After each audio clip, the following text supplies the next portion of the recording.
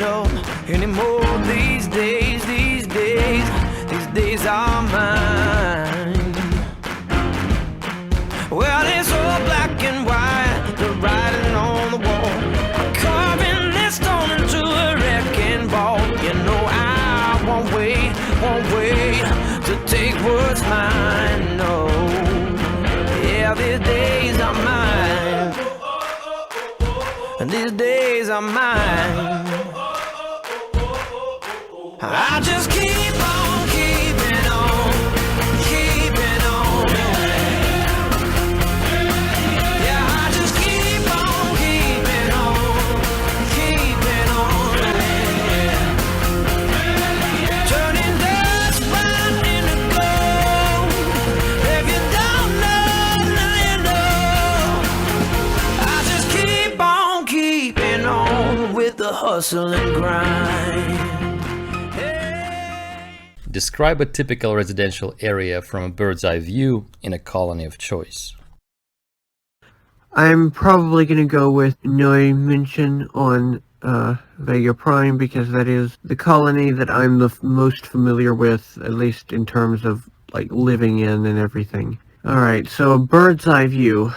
You would see a mix of humongous skyscrapers, like several miles tall in some cases, going down to other less tall skyscrapers, and then multi-story buildings. Now, the giant skyscrapers are very futuristic, you know, glass and chrome and everything, and they have holographic projections on their outside with things, you know, advertisements and sometimes even just pictures to kind of beautify the city. And then when you get into these like multi-story buildings, you'll start seeing traditional architecture.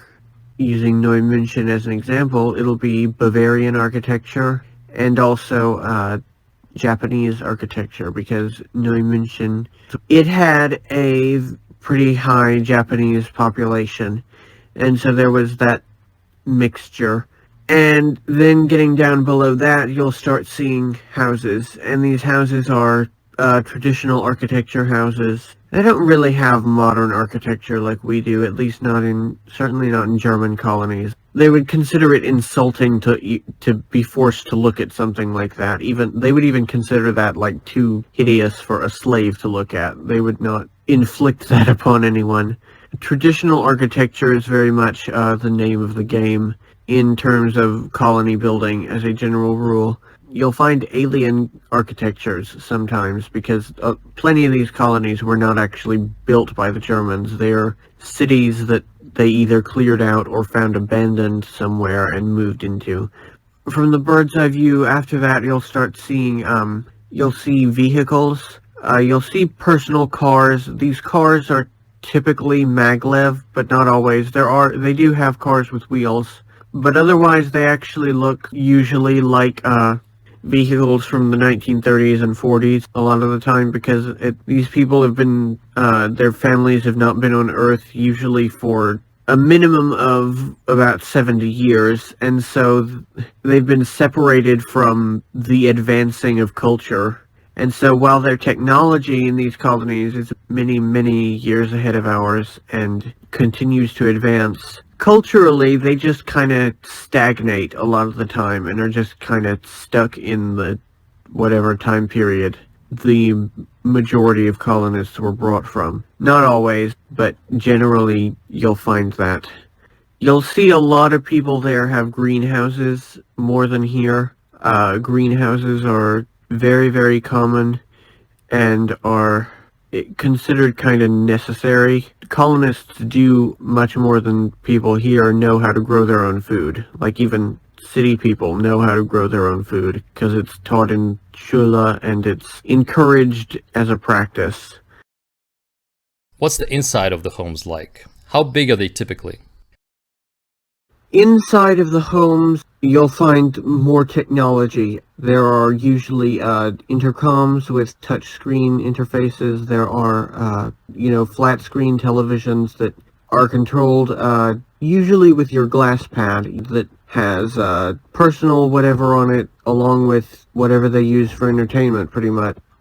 A lot of these houses are designed like a hive. They're smaller than houses here, usually, but they're far more efficient space. They have no wasted space, and yet there is no shortage of privacy either. There's little rooms that can be closed and sealed off, so there's privacy everywhere, but you'll find oftentimes much larger families than ours, than the average ones here, living rather in smaller homes, but they're comfortable.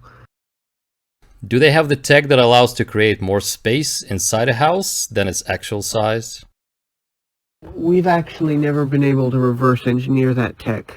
There have been many attempts, but so far Solarans have not been able to reverse engineer that and produce it for ourselves. That is one of those things where we actually have to buy it, and you can only buy so many. So it's usually reserved for ships and bases. I'm sure there are definitely some houses that have it, probably, the very wealthy military families, but it's definitely far from common.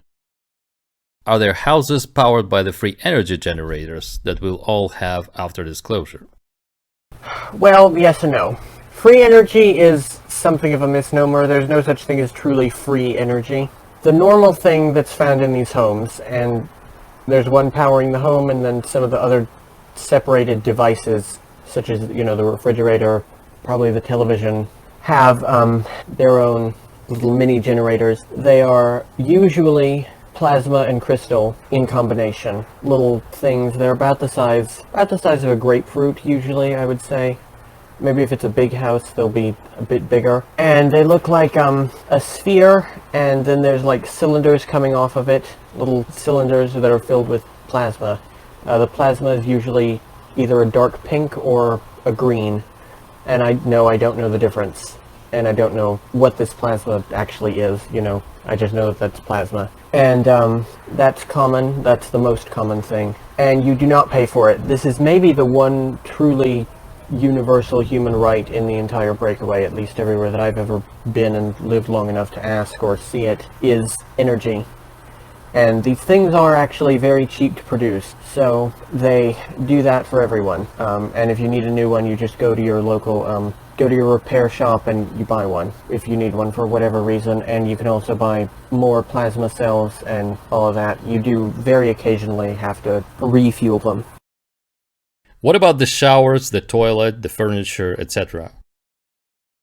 You'll find that the showering and the toilet is most often sonic showers and toilets, unless you're on a planet which has a really high abundance of water.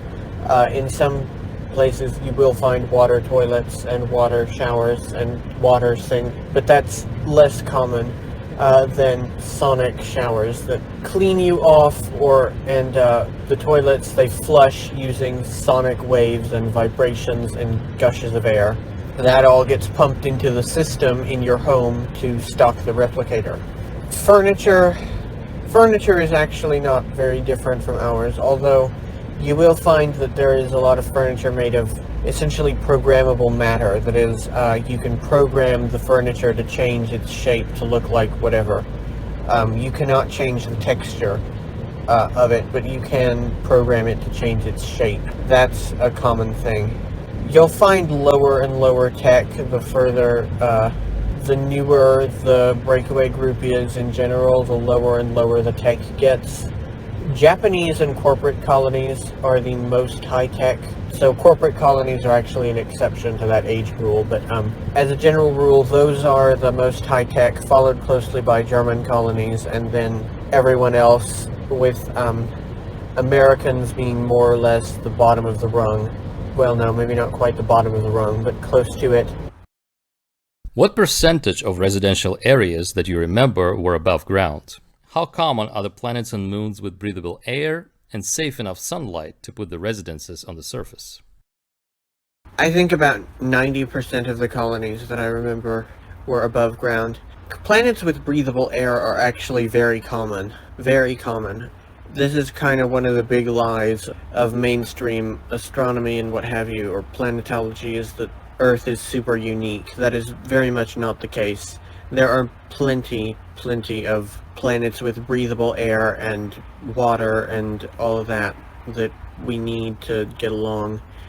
What's more likely to be an issue is radiation levels, but that can be solved fairly simply by putting a dome over a city that, like a glass dome that will, it's basically a giant sunglasses lens to block a lot of the radiation, but they're still like open to the outside. You can still walk around and breathe and all of that.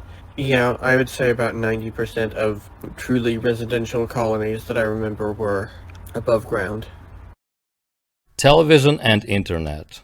What's their television like? Both the device itself and the content. Okay, the television itself, there's two prominent designs. There's ones that are built into the walls, and they curve along with the walls, and those are of varying sizes, and there's ones that are like holographic television. I think the ones built into the walls are more popular. It is actually, the holographic stuff is very impressive, but it is actually quite difficult for people to look at holographs for an extended period of time. So people will get the holographic TV, I guess, to show off, because it's also, of course, a lot more expensive. I would say their content is a lot more, I don't know, real. They have stuff that we would consider sci-fi, most of it, but it's real, you know, because that's their lives. That's daily life for them, is aliens and the military and, you know, stuff like that. Although most people do still think that anything involving time travel is actually science fiction. Colonists generally don't know or don't believe that time travel is real. Or if they do, they don't think that their lives are affected by it, even though, you know, they literally would not be there were it not for time travel, but they kind of have been dumbed down into thinking that that's not the case. Are their news programs more positively oriented than ours? No. In fact, I'd say they're probably kind of worse. They don't really have journalists who go on site and things like that like we do. Of course, plenty of that is propaganda here too, but at least when they're on site, you can kind of see what's happening, and you know, there's only so much they can lie about when they're reporting from the site of something happening. Here, they literally will, it's just the news studio, and the reporter, quote-unquote, sits there, and the program is military people coming in and telling them everything, and that's not questionable, you know. If you do question that, you very well may get in trouble, because they have such strict military control of the media. Is TV usually broadcast to the whole planet or a number of planets? Is there a central Der Bund broadcasting that's available throughout all of their colonies? Yeah, and this actually gets into Samsung. Samsung, in the Breakaway, builds these massive satellite dishes that float in orbit of a planet next to a wormhole, an artificially created wormhole, and broadcasts through that wormhole either to a planet on the other side or to another satellite dish next to another wormhole. And they have this humongous network of these satellites all throughout the parts of the galaxy that they have settled, so that you can see pretty much the same programs anywhere. They put humongous amounts of work into this, but it was necessary because they are trying to keep their society a little bit homogeneous and a little bit united by a common culture as much as they can. And TV is a great way to do that. Do they have an internet? And what does it look like? Yeah, they have an internet. Usually internets actually are fairly planet contained, like, you know, there's the Mars net, there's a Titan net, there's a Centurion net, and so on. There's a Vega net, and there is cross content, don't get me wrong, things do travel, but it's not. Generally internets are fairly like contained to each planet, and that's deliberate in order to keep like certain things from getting from one planet to the other. Like, for example, Centurion has open slavery, and that's a dirty little secret of Centurion, and they don't want any other planets knowing about that, so their internet is very tight. On ships, yes.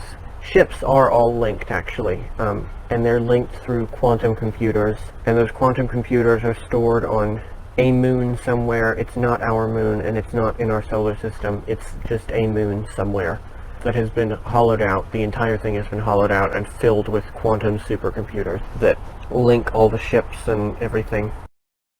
So you can't use a VPN to get on the YouTube on Centurion? And are you in big trouble if you get caught with it? There are firewalls, and you have to be a hacker to bypass it. A VPN will not work because there are very deliberate range limits on every device based on where it's made, and whenever you go to a planet, you actually have to get your device switched over from wherever you came from over to the internet of that planet. It's very tightly controlled. And are you in big trouble if you get caught? Well, not with the VPN, but if you get caught hacking, yes. That is treason, and that would carry a death sentence. Or possibly being mind-wiped and being put into service for being given a permanent military slave contract, or just sold into some other form of slavery after being mind-wiped again, so that just in case you saw something, you won't know what it is. And by the way, there is actually a dark web. They do have a dark web, and some of our videos, I am told, our interviews, this interview that we're doing right now, will probably end up on disclosure interviews from Earth, end up on there through hackers. Is their internet also Neuralinked as we envision here on Earth? Their internet is Neuralinked to an extent if you can afford it. Again, it's different levels of society. The rich have Neuralink computers, and what's handy about that is you can just think of something and it will immediately pull it up for you. You don't have to type on a keyboard, you don't have to do any work, really. You just plug in your Neuralink and you think, sometimes even just in images, and it will pull it up immediately on your computer or your television or your glass pad. You said that the common people there don't believe in time travel. Is it because it's not taught in public schools, or it's reserved only for the military? It's reserved for the military. The fact that it's real is classified. People are taught about the theoretical possibility of it, but they're not taught that it's in daily use, and they're not taught that their civilization only can really exist because of it. You know, they think that they have organically had colonies on this or that planet for thousands of years, and I guess when you're separated from an Earth calendar and from Earth history to that extent, you can get away with believing that and with being taught that, and it seems to work. It's kind of crazy, but yeah. Transportation and getting around. You told me that flying cars only fly a couple of feet off the ground. So there aren't holographic lanes with cars flying in the sky as we see in the movies? No, there aren't. Not that I've seen anyway. There might be a few places where that is in place. You know, I haven't been to all of the approximately 10,000 colonies that there are, but I've never personally seen that I can remember. What about simple walking? How often are gravity boots needed for the colonists to walk outside?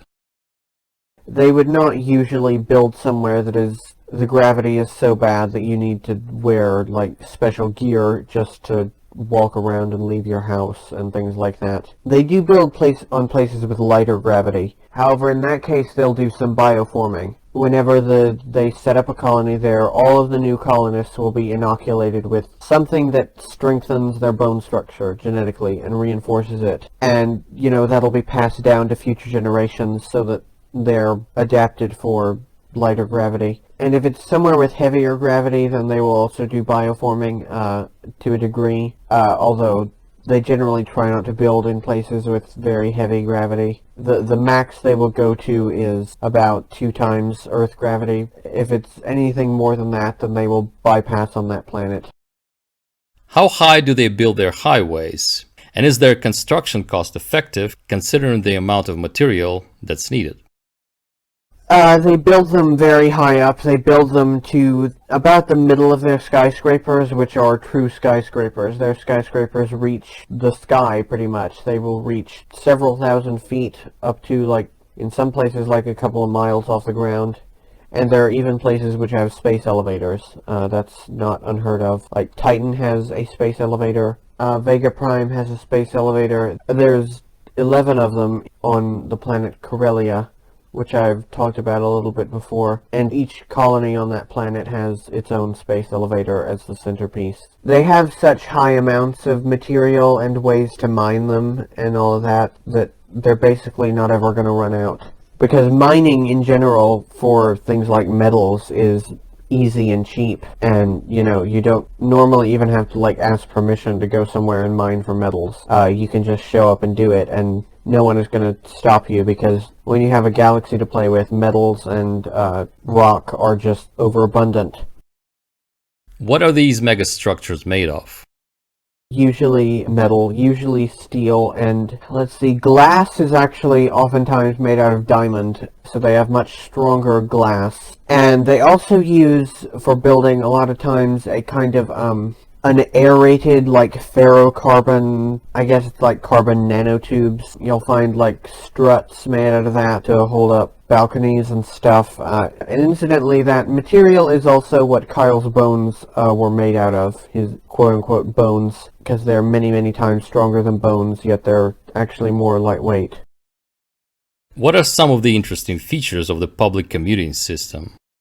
The public transport is just in your taxes, and so unless you're a tourist, you don't actually pay for it. You just hop on and hop off, and you don't ever pay any money for it. That's the standard system there. So that's an interesting thing. Another interesting thing is you'll find a lot of maglev trains there. Those are what's most common is maglev subways and monorails, and they actually will beautify them so that they actually look like old trains, like old-fashioned trains. You know, they really do. This is something that their society has, that our society, I think, used to have, but we've very much lost, where they really do understand the importance of having something nice to look at in public, and so they really do go to a lot of extra effort to make their cities beautiful so that you're not depressed and you don't get a soulless vibe when you're walking in one of their cities. Do people commute to another part of a planet or another planet by craft or a portal?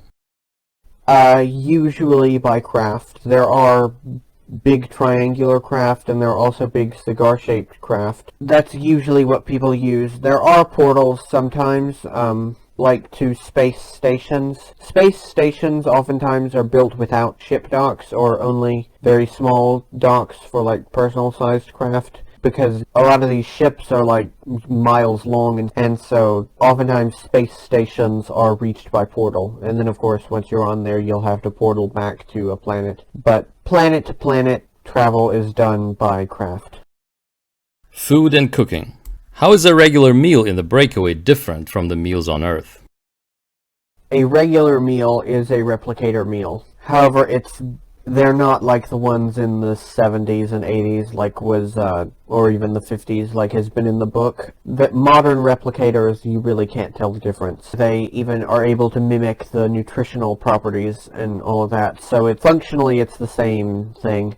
And when you have a replicator, you can actually go much higher quality. You know, most people cannot afford, like, a steak and things like that, you know, really nutritional, hearty foods with every meal. Most people cannot afford that on Earth, but out there you can, because it's all your recycled shit. So it doesn't really make any difference what you put into the replicator, because it will just make it, and it will taste like and have about the same properties. Are there staple foods the same as on Earth, i.e. bread, butter, eggs, milk, etc.?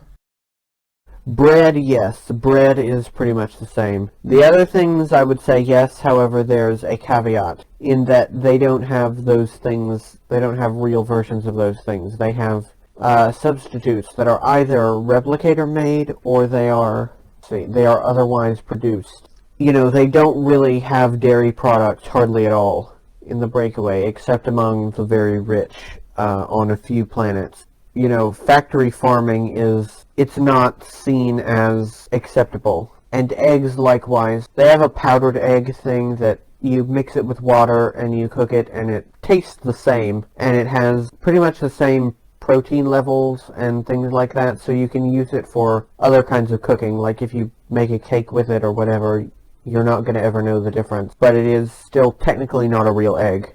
By the way, I am talking mostly about like in German and Japanese colonies. I have seen American colonies where you actually can get real eggs and real milk and things like that. But the Germans look down on that very much. They don't approve of farming animals.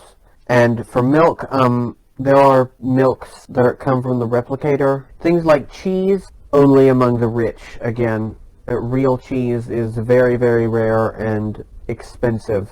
You can get substitute cheeses, and they are not very good. Do they grow Earth food on other planets, or are there better local substitutes? It's a mix. There are some very good foods that they grow. I remember there's a kind of cabbage that is grown. I don't know what planet it comes from, but I know that it's not from here. And it is very nutritious. They grow... There's a lot of different kinds of fruits that grow. There's a kind of apple, I remember. It looks like a green Granny Smith or Fiji apple. However, when you bite into it, the flesh is a pale pink, and it tastes like a raspberry. And I remember actually colony women like making pies with that and stuff like that, and that was really good. So yeah, they do grow a lot of earth food as well. They grow, the same vegetables as we do and stuff like that. They're oftentimes kind of scared of trying local fruits and vegetables because they don't know in the long term what it might do to the genome if the diet was to become reliable on that. There are plenty of planets with breathable air. How about the soil composition? Good question. The soil composition is oftentimes an issue. They usually have to adapt a plant or a crop in order to grow in that soil, or in order so that it'll have the same properties as it does on Earth. There is one planet where if you grow coffee there, the coffee will grow fine. However, when it comes out, it will have the property of, to quote you-know-who, meth-fucking-amphetamines. So, coffee grown on that planet is kind of like cocaine. It's found in the jungles in that planet secretly, and it's smuggled all around. But, so in general, they have to, alter the genetics of the plant or crop in order for it to grow in the same way as it would on Earth. Going back to the replicator, is there a replicator in every house? What do you stock them with? Yeah, pretty much every house has a replicator in it. Even, slaves have replicators in their houses. What do you stock them with? Well, other than your plumbing, you stock them with everything else that might go to waste. You stock them with the hair that you shave off your body. You stock them with the leaves that you sweep up on your front porch. You stock them with your dirty rags that you would otherwise throw away. You stock them with whatever that would go to waste that you can get your hands on. And like I mentioned, these days you cannot really taste any different. It doesn't have the same connotations that it used to, and it doesn't have the same connotations that it would on Earth. It's just so normal to them, I guess. What percentage of the food is replicated and what is grown? I would say probably 65 to 70% of it is replicated and the rest is grown. People don't eat as much fruit and veg as they do here. They do eat it plenty, don't get me wrong, but not as much as they do here. So yeah, that's what I would say to that. What national cuisines were popular in the places you remember? How is their culinary art different with all the technology available? Well, German food and Japanese food, of course. And a lot of Japanese food is very expensive because in most Japanese restaurants, particularly sushi places and tempura places, they will insist on using the real ingredients. They will go to a lot of extra trouble to acquire, if not the real ingredients that were originally on Earth, they will go to great lengths to find whatever the planet has that is the closest. So you will find sushi made with alien fishes and with alien crustaceans and cattle-like things, for beef. You'll also find hearty cuisines. I remember Serbian cuisine, interestingly. Of all the things, Serbian cuisine is very popular out there for common people, actually. That's how a lot of places here have Chinese fast food places, which they do have those too. But out there you'll often find Serbian fast food places where you can get a sausage, it may be a replicator sausage, but it's still good hearty sausage and potatoes and breads and things like that. How is their culinary art different with all the technology available? They have some really amazing things. They have illusory things that are 3D printed using food materials. They have that to a limited extent here, but out there it's absolutely mind-blowing. Some of the illusory foods that look like something, but you can eat them and they will taste like whatever. I remember one time seeing I did not eat this kind of thing very much, but I remember going to a restaurant where you would order, it looked for all the world like a porcelain vase, but that was actually your dessert, and it was kind of a candy, like a soft candy. I mean, it was firm enough to hold its shape, but it was a peach-flavored candy. I had a little bit of it, so yeah, that's how their culinary art is different. Is there alien cuisine that's popular? Are there ET chefs, and what races are they from? Andromedan cuisine, interestingly, is popular. Andromedan cuisine reminds me a lot of certain Chinese cuisines, where there's like kind of sweet, a little bit oily, and but also very light and fresh. That's what Andromedan cuisine is like, and that's, in recent years, Andromedan cuisine has kind of been the trend. Yeah, there are ET chefs. I remember some reptilian species who make chefs cooking up meat, because they have, reptilians universally are meat eaters. They do not eat humans. That is a racist myth. There are a few reptilian species who eat humans, but that's rare, and that's not, in the Breakaway, of course, that's not common or acceptable at all. So there are reptilian chefs of one or two different species that I don't know the names of. And there are Andromedan chefs cooking up their own foods. What is the most exquisite alien dish you remember? I remember a thing where it's made with a kind of coconut-like fruit. It was a salad type of thing, a sweet salad, a dessert salad made with a coconut-like fruit. It had a similar texture, but it had a much richer flavor. It tasted almost like white chocolate. It was studded with raspberries and stuff. It was very, very, very good. Hard to describe it because we don't really have equivalents for a lot of the ingredients here. But it had a very rich flavor, and it tasted very, very indulgent and luxurious to eat. What's the most disgusting alien food that you came across? I did not eat it.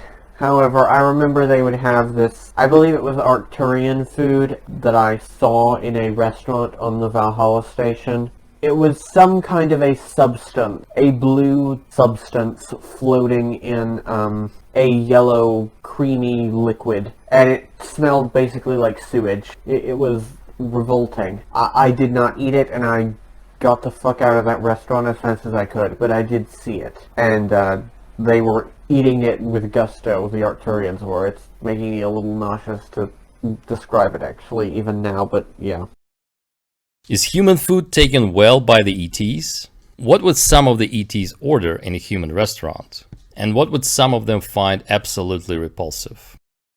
As always, it depends on the species. Arcturians who eat that kind of thing that I just described, no. They would not really be able to eat our food because their composition, their chemical composition of their bodies, their everything is so different. But species who are similar to us, yeah, they can eat our food. Like the Orionite species, some reptilians can eat our food, people like that, and it's fine, it's not an issue. Probably a lot of them would like Indian food, North Indian food, because it's, quite mild and, light and all that, and has a lot of rice and vegetables and pork rather than beef and things like that. A lot of aliens for some reason cannot digest beef very well. I don't know why that is, and what would some of them find absolutely repulsive? Well, a lot of them would find meat eating absolutely repulsive, and they would not be able to do it because their bodily composition would not digest it, and some of them probably don't even have the kind of teeth necessary to chew meat. Whereas there are some other species, such as certain reptilian species, that are totally carnivorous, and they would find it disgusting to eat vegetable. It all varies. It all varies. What about the general intermingling between humans and aliens in the Breakaway? Different ways that they intermingle. ET shopkeepers are fairly common, so it's fairly common even in almost apartheid-ish colonies for people to go shop at shops that are run by ETs, and vice versa. And in some places that may very well be the only place where you'll ever meet an ET. In less stratified places, it's perfectly common and normal for people to have friendships and occasionally relationships with ETs, but having hybrid kids is looked down upon in most places. The only place I have clear memory of being to where it's just totally fine and no one cares if you have any hybrid kids is New Atlantis. But in general, trade is very common. Commerce and trade is very common, even on interpersonal levels. Like I mentioned, people going to ET shops, and of course having meetings with ETs to discuss trade. That's a lot of what I did and still do, is just meetings with ETs for trade relations purposes.